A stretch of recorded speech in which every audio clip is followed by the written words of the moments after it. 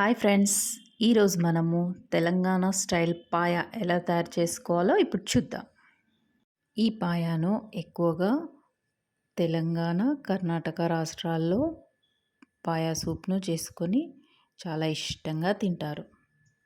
మీరు కూడా ఇది ఎలా చేశానో ప్రాసెస్ అంతా చూసి తయారు చేసుకోండి. చాలా బాగుంటుంది. ఈ పాయా సూపు తాగడం వల్ల పిల్లలకి, పెద్దలకి మంచి బోన్ స్ట్రెంగ్త్ చాలా బాగుంటుంది.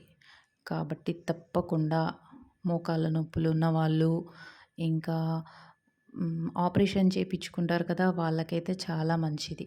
ఏవైనా ఆపరేషన్స్ అయ్యి బొక్కలు విరిగినప్పుడు అలాంటప్పుడు ఈ సూప్ తాగితే చాలా హెల్త్కి మంచిగా ఉంటుంది. మోకాళ్ళ నొప్పులు ఉన్న వాళ్ళకి మంచిగా గుజ్జు తయారవుతుంది. దాంట్లో మోకాళ్ళలో అరిగిపోతుంది కదా, ఆ గుజ్జు తయారయ్యి మంచిగా కాళ్ళ నొప్పులు తక్కువైపోతాయి. కాబట్టి ఈ సూప్ని అప్పుడప్పుడు చేసుకొని తాగండి. పాయ అంటే మన మేకది కాళ్ళు అన్నమాట. దాంతో తయారు చేస్తారు. వాళ్ళు దాన్ని కాలుస్తారు. కాల్చిన తర్వాత మనం ఇంటికి తీసుకొని వచ్చి మంచిగా దాన్ని ఉప్పు వేసి, కొద్దిగా పసుపు వేసి మంచిగా కడగాలి. కడిగితే నీసు వాసన లేకుండా పోతుంది. కొద్దిగా గోరువెచ్చని నీళ్ళతో మంచిగా కడిగి వాటిని పక్కకు పెట్టుకొని మనము దీనికి కావలసిన ఇంగ్రీడియంట్స్ అన్నీ తయారు చేసుకోవాలి. అప్పటికప్పుడు వేస్తేనే ఇది చాలా టేస్ట్ ఉంటుంది. మసాలా అన్నీ అప్పటికప్పుడు మంచిగా తయారు చేసుకొని, అల్లం వెల్లుల్లి పేస్ట్ కూడా అప్పటికప్పుడే తయారు చేసుకోవాలి. ఏదైనా ఫ్రెష్గా వేస్తే దాని టేస్ట్ చాలా బాగుంటుంది. దీనిని ఇప్పుడు ఉప్పు, పసుపు వేసాను నేను. వేసి మంచిగా వాటర్తో మంచిగా కడగాలి. ఒక 4-5 సార్లు కడిగిన తర్వాత అప్పుడు దాంట్లో కొద్దిగా గోరువెచ్చని నీళ్ళతో మళ్ళీ కడుక్కొని పక్కకు పెట్టుకోవాలి. వాటర్ లేకుండా చూసుకొని పక్కకు పెట్టుకోవాలి. ఈ పాయా సూప్కి పుదీనా, కొత్తిమీర చాలా ఎక్కువగానే తీసుకోవాలి. వాటిని మంచిగా కడుక్కొని చిన్నగా కట్ చేసుకొని పక్కకు పెట్టుకోండి. ఇంకా దీంట్లోకి కరివేపాకు, పచ్చిమిర్చి కూడా వేసుకోవాలి. అలాగే నేను మెంతికూర కూడా వేసాను. మెంతికూర కూడా చాలా మన హెల్త్కి చాలా మంచిది. అది కూడా వేసుకోండి, చాలా టేస్ట్ ఉంటుంది. అలాగే మసాలాకు సంబంధించినవన్నీ దీంట్లో వేసుకోవాలి. ఇప్పుడు ఒక ప్యాన్ పెట్టుకొని ఆ ప్యాన్లో ఈ మసాలాలన్నీ వేసి మంచిగా ఫ్రై అయ్యే వరకు కొద్దిగా గరిటెతోటి కలుపుకొని దాంట్లోనే మన పాయాను మనం రెడీ చేసి పెట్టుకున్నాం కదా, కడిగి పెట్టుకున్నాం కదా, మంచిగా ఆ ముక్కలని దీంట్లో వేయాలి. ఈ మసాలా అంతా ఫ్రై అయింది కదా, ఫ్రై అయిన తర్వాత దీంట్లో కొద్దిగా మెంతికూర వేసాను. మెంతికూర కూడా పోపులో వేస్తే మంచి టేస్ట్ వస్తుంది, వాసన వస్తుంది. తర్వాత ఉల్లిగడ్డలను వేసుకోవాలి. ఉల్లిగడ్డలు కూడా మంచిగా ఫ్రై కావాలి. ఉల్లిగడ్డలు మంచిగా ఫ్రై అయిన తర్వాత దీంట్లో నేను తమలపాకు వేసాను. తమలపాకు ఉంటే వేసుకోండి, లేకపోతే లేదు. మంచి వాసన కొరకు, నీసు వాసన వస్తుంది కదా, అందుకు అది రాకుండా ఈ మసాలాలన్నీ వేస్తే మనకి ఏంటంటే నీచు వాసనను తగ్గిస్తాయి. కాబట్టి మనం మసాలాలతో పాటు ఈ తమలపాకును కూడా వేసుకుంటే మంచి వాసన వస్తుంది.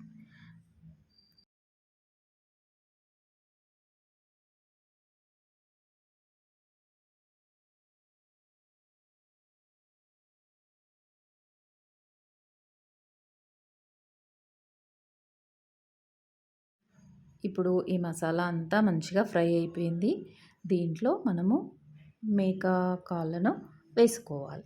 వేసుకొని మంచిగా ఫ్రై చేయాలి. ఈ ఆయిల్లో మంచిగా వేగి నీచు వాసన రాకుండా ఉంటుందన్నమాట. అందుకు కొద్దిసేపు మంచిగానే ఫ్రై చేసుకోవాలి. ఈ వీడియోను చూస్తూ మీరు తప్పకుండా మా సిరి ఛానల్ని సబ్స్క్రైబ్ చేసుకోండి. మీరు వీడియోను స్కిప్ చేయకుండా చూడండి. చూస్తేనే మీకు అందులో వేసే ఒక్కొక్క ఇంగ్రీడియంట్స్ తెలుస్తాయి. లేకపోతే మిస్ అయ్యారనుకోండి, మీరు టేస్ట్ మిస్ అవుతారు. మీకు అదే టేస్ట్ రాదన్నమాట. ఇది చాలా టేస్ట్ చాలా బాగుంటుంది, హెల్త్కి చాలా మంచిది. కాబట్టి మీరు మంచిగా వీడియోను పూర్తిగా చూసి దాన్ని చేసుకోండి.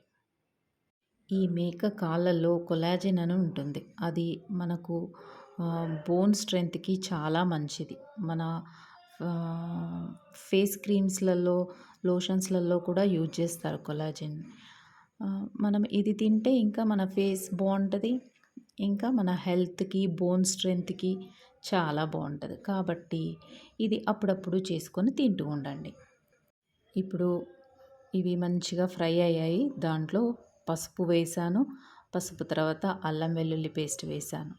అల్లం వెల్లుల్లి పేస్ట్ వేసి మంచిగా కలుపుకోండి. కలుపుకున్న తర్వాత దాంట్లో కొద్దిగా పచ్చిమిర్చి వేశాను. పచ్చిమిర్చి వేశాక దీంట్లోనే పుదీనా వేశాను, కొత్తిమీర వేశాను. ఇవి మంచిగా ఫ్రై కావాలి. కొద్దిసేపు ఫ్రై అయిన తర్వాత మనము ఈ ఆకులన్నీ వేసాం కదా! పుదీనా, కొత్తిమీర, కరివేపాకు ఇవన్నీ కొద్దిగా ఫ్రై కానివ్వాలి. ఎంత ఫ్రై అయితే అంత మంచిగా ముక్కకు కొద్దిగా దీంట్లో ఉప్పు కూడా వేసుకోవాలి. ఇవన్నీ వేసి మంచిగా కొద్దిసేపు ఫ్రై కావాలి. ఫ్రై అయిన తర్వాత దీంట్లో మనము అవి ముక్కలు మునిగేంత వరకు వాటర్ పోసుకోవాలి. వాటరు పోసిన తర్వాత మనము ఈ మామూలు గిన్నెలో కాకుండా ఇది కుక్కర్‌లో చేసుకుంటే ఏంటంటే తొందరగా మనకు టైం సేఫ్ అయితది. లేకపోతే మామూలుగా గిన్నెలో చేసుకుంటే చాలా టైం పట్టుద్ది అవి ఉడకడానికి. కాబట్టి మనం కుక్కర్‌లోనే చేసుకోవాలి. ఈ కుక్కరు ఒక 8 విజిల్స్ వచ్చేలాగా చూసుకోండి. 8 విజిల్స్‌లో ఒక 3 విజిల్స్ హై ఫ్లేమ్‌లో పెట్టి వచ్చేలాగా చూసుకోండి. మిగతాదంతా సిమ్‌లో పెట్టి ఒక 45 మినిట్స్ ఉండనివ్వండి. అలాగే ఉంచండి స్టవ్ మీద. మంచిగా ఉడికిపోతాయి అప్పుడు. అప్పుడు కానీ ఉడుకుతాయి. ఎందుకంటే చాలా టైం పట్టుద్ది ఉడకడానికి. కాబట్టి మనం కుక్కర్‌లో చేసుకోవాలి.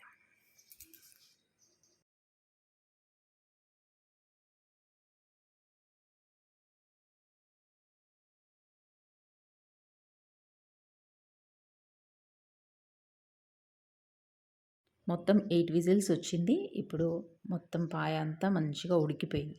మనకు ఉడికిందని మనం తీసినాక ఈజీగా తెలిసిపోతది. దాని అది ఉంది కదా!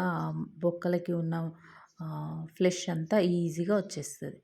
అలా ఉడికిన తర్వాత దీన్ని మనం స్ట్రెయినర్‌తో స్ట్రెయిన్ చేసుకోవాలి.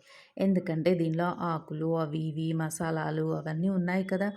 అవన్నీ మనం స్ట్రెయినర్‌తో స్ట్రెయిన్ చేసుకోవాలి. ఇలా స్ట్రెయినర్‌తో స్ట్రెయిన్ చేసుకున్న తర్వాత, ఆ ముక్కలను కూడా మనం సపరేట్ తీసి పక్కకు పెట్టుకోవాలి. ఈ ఇప్పుడు ఇవి స్ట్రెయిన్ చేసి దాంట్లో మళ్ళీ మనం స్టవ్ మీద పెట్టుకోవాలి. స్టవ్ ఆన్ చేసి దాంట్లో పుదీనా, కొత్తిమీర ఇవన్నీ వేసుకోవాలి. ఎక్కువనే పడతదని చెప్పాను కదా! పుదీనా, కొత్తిమీర. మనం ఫస్ట్ స్టార్టింగ్‌లో వేసాము. మళ్ళీ ఇప్పుడు కూడా వేసుకోవాలి. ఈ సూప్‌లో వేసుకోవాలి. ఇంకా సూప్‌లో అంతా ఫిల్టర్ చేసాం కాబట్టి దాంట్లో ఏమీ ఉండదనమాట. అందుకు మనం మళ్ళీ ఫ్రెష్‌గా పుదీనా, కొత్తిమీర వేసుకోవాలి. వేసుకొని మంచిగా కలుపుకొని దాంట్లోనే కారం వేసుకోవాలి. కారం మనం ముందే ఎయలే కదా! ఓన్లీ పచ్చిమిర్చి వేసాము. దీంట్లో కారం వేసుకోవాలి. కారం వేసుకొని అది మంచిగా బాయిల్ అవుతూ ఉంటే కొద్దిగా మనం ఉప్పు కూడా చూసి తగినంత ఉప్పు కూడా వేసుకోవాలి.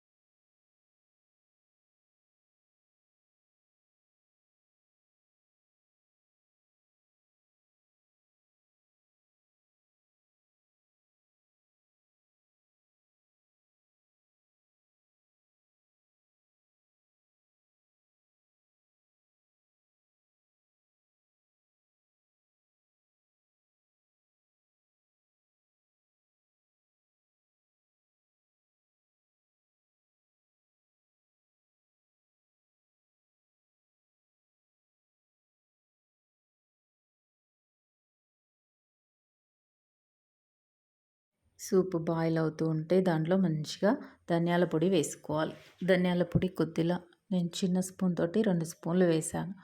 మంచిగా వేసుకొని కలుపుకోవాలి.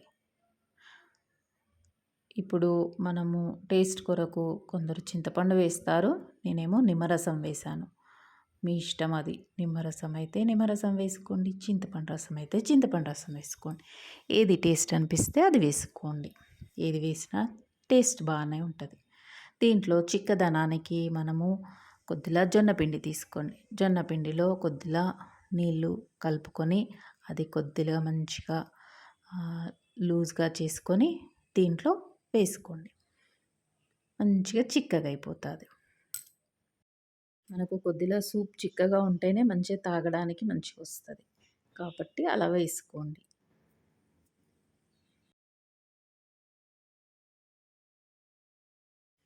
ఇప్పుడు ఇది మంచిగా బాయిల్ అయింది. దీంట్లో మన మేక కాళ్ళను వేసుకోవాలి. వేసుకొని మంచిగా కొద్దిసేపు బాయిల్ చేయాలి. ఇది కొద్దిసేపు మంచిగా కుత కుత అని ఉడికే వరకు ఆల్రెడీ కుక్కర్లో ఉడికింది. కానీ ఈ సూప్ కూడా దానికి పట్టి మంచి టేస్ట్ వస్తుంది. కాబట్టి ఇది మంచిగా కొద్దిగా బాయిల్ అయ్యే వరకు చూసుకొని స్టవ్ ఆఫ్ చేసేసుకోండి. ఇప్పుడు ఎంతో టేస్టీ పాయా సూప్ రెడీ అయిపోయింది. ఇది చాలా టేస్ట్ ఉంటుంది. హెల్త్‌కి చాలా మంచిది. తప్పకుండా మీరు ఇంట్లో చేసుకొని మీ పిల్లలకు, పెద్దలకు చేసి పెట్టండి. వాళ్ళు చాలా ఇష్టపడతారు. వాళ్ళకి హెల్త్‌కి కూడా చాలా మంచిది. కాబట్టి తప్పకుండా చేసుకోండి మీరు. మీరు ఇంట్లో తయారు చేసుకొని ఎలా టేస్ట్ వచ్చిందో కామెంట్ రూపంలో పెట్టండి. మీరు ఈ పాయా సూప్ తాగడం వల్ల మీకు హెల్త్ బెనిఫిట్స్ చాలా ఉంటాయి. కాబట్టి మీరు తప్పకుండా చేసుకొని టేస్ట్ చూడండి. మీకు ఈ వీడియో చాలా బాగా నచ్చిందనుకుంటున్నాను. మీకు నచ్చింది అని నాకు కామెంట్ రూపంలో పెట్టడం వల్ల నేను మీ కొరకు డిఫరెంట్ మెథడ్‌లో మంచి రుచికరమైన వంటలను తయారు చేసి చూపిస్తాను. మీరు తప్పకుండా మా ఛానల్‌ని లైక్ చేయండి. మీరు లైక్ చేయడం వల్ల తెలవని వాళ్ళకు కూడా ఆ రుచి ఏంటో తెలుసుకొని చేసుకుంటారు. కాబట్టి మీరు తప్పకుండా లైక్ చేయండి. మా ఈ సిరి ఛానల్‌కి మీ సపోర్ట్ చాలా అవసరం కాబట్టి మీరు నోటిఫికేషన్ రూపంలో గంట సింబల్‌ను కొట్టారనుకోండి మీకు మా మా వీడియోస్ అన్నీ వస్తాయి. సిరి ఛానల్ అంటే ఒక లోటస్ తామర పువ్వు గుర్తు ఉంటుంది.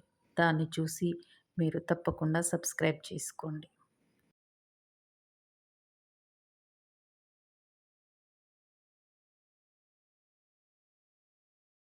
మరొక కొత్త వీడియోతో మీ ముందుంటాను.